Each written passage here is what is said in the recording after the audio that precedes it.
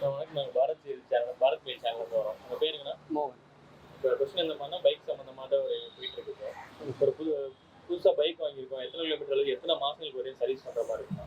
புது நியூ பைக்னா 1500 கிலோமீட்டருக்குள்ள நீங்கள் சர்வீஸ் பண்ணணும். இப்போ நார்மல் பைக்னா யூஸ்வலாக 3 மந்த்ஸில் சர்வீஸ் பண்ணுவோம். 3 மந்த்ஸ் ஒன்ஸ் இது பண்ணால் வண்டி கண்டிஷனாக வண்டி கண்டிஷன். இன்ஜின் ஆயில் எத்தனை மாதம் எப்போது மாற்றலாம்? 2500 லேட் பண்ணால் என்ன பாதிப்பு வருமாண்ணா? கண்டிப்பாக இன்ஜின் சீஸ் ஆகும். 2500 3000 கிலோமீட்டருக்குள்ள இன்ஜின் 2000 கிலோமீட்டர் 3000. 3000 பைக்கு மைலேஜ் குறைஞ்சா முதல்ல எதை நான் செக் பண்ணணும்?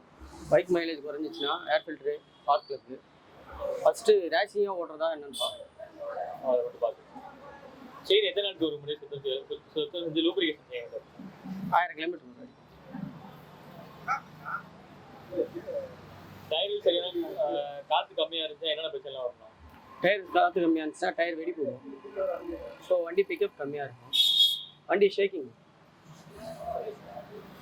பிரேக் பேடுகளில் எப்போதான் மாற்ற வேண்டும், அதை எப்படி தெரிஞ்சுக்கலாம்? 3000 கிலோமீட்டர் ஒரு செக் பண்ணணும். செக் பண்ணால் வீக்காக இருந்தால் மாற்றிக்கலாம், இல்லை அட்ஜஸ்ட்மெண்ட் இருந்தால் யூஸ் பண்ணலாம். யூசேஜ் பொறுத்து சிட்டி அவுட்டர்.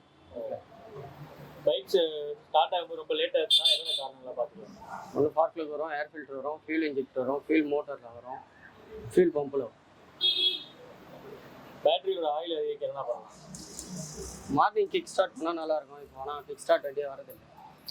இப்போ நம்ம வந்து வண்டி இப்போ ஸ்டார்ட் பண்ணுறோம், மேபி இப்போ வரது எல்லாமே உங்களுக்கு பேட்டரி அதிகமாக வர மாதிரி தான் வரும். ஏன்னா மேக்னெட்டிக்கில் தான் வண்டி ஸ்டார்ட் ஆகும். அதனால் உங்களுக்கு அதிகமாக தான் பேட்டரி. இப்போ ரெய்னிங் சீசன்லாம் பைக் எப்படி நான் பராமரிக்கலாம்? புரியல. இல்லை, இப்போ மழை காலங்களில் பைக் எப்படி தான் மழை காலத்தில் ரொம்ப தண்ணியில் போகாத அளவுக்கு பார்க்கணும். போகலாம் செயின்லாம் ஃபால்ட் வராது, வீல் பேரிங் போகாது. ஸோ தண்ணியில் போனீங்கன்னா வீல் பேரிங் கம்பல்சரி போகும். மண்ணு இப்போ ரொம்ப நாள் அந்த பைக்கை யூஸ் பண்ணாமல் இருந்தால் இப்போ பைக் மறுபடியும் எடுத்து ஓட்டுறதுக்கு பண்ணிக்கலாம் செக் பண்ணிக்கலாம். ஃபியூல் மோட்டர் கரெக்டாக ஒர்க் பண்ணால் பார்க்கணும். எஃப்ஐ கரெக்டாக உள்ள ஃபயரிங் வருதா பார்க்கணும். ஸ்பார்க் ப்ளக் பார்க்கணும். ஏர் ஃபில்டரு கிளியராக செக் பண்ணணும். பைக்கில் ஒரு எந்த சத்தத்தை வந்து அலட்சியப்படுத்தக்கூடாது. இன்ஜின் நாய்ஸ் அது மட்டும் கிடைச்சிருக்கு கரெக்டாக செக்